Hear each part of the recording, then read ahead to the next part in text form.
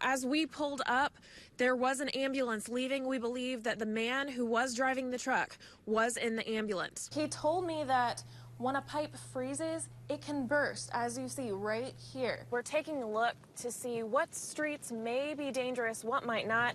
Here, let me show you right now. We're out in one of the neighborhoods. This is Northampton. Now, you see there's some snow on the ground. We've actually kind of slid around a little bit. Some of the warning signs for if your tree is infested would be blonding on the log. One of the skills that participants of the program learn is to do interviews. They do this by doing practice interviews with practice interviewers. Tigers fans are preparing to pack the seats to cheer on the black and gold. Now, I talked to one of the managers of the Sports Zone earlier today who said having a watch party was a no-brainer. I had the chance to speak with Miss Nation about her firing after she shared a KOMU8 news article. She told me she was fired one day after sharing the article we wrote about potential unionization at Avaz's Dollar General. The store is going to get better pay or better, treatment, whatever the case may be. What does that mean for us that aren't union? I said, and these are questions that employees are asking me. Marjorie Nation worked at this Dollar General in Glasgow before she was unexpectedly fired for sharing this article. They were terminating my employment with Dollar General. I asked why. They said because I violated social media policy. But what they didn't say, how did I violate it? What did I post?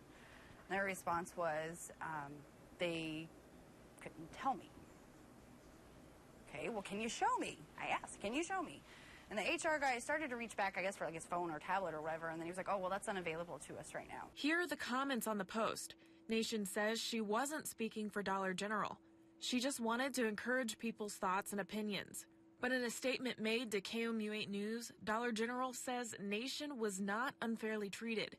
They said, while we do not discuss personal matters publicly out of respect for the privacy of individuals, it is unfortunate that Ms. Nation has decided to suggest that her departure was unfair or mistreated in any way. That is simply not true. But Nation says she didn't have any notice of her firing ahead of time, and she never got any paperwork. I was mad.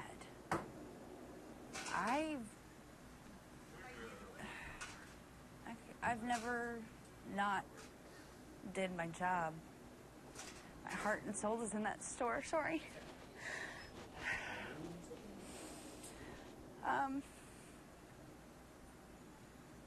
I showed up to work. I stayed late. I worked my butt off for that store.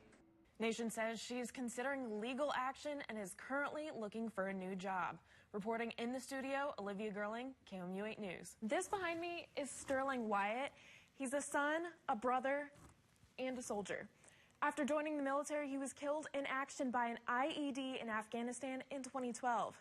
Now, Representative Hartzler has introduced a bill to rename a post office in his honor. I spoke to his parents this afternoon to learn more about him.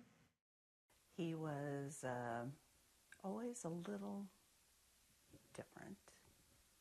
He marched his own drum. A soldier.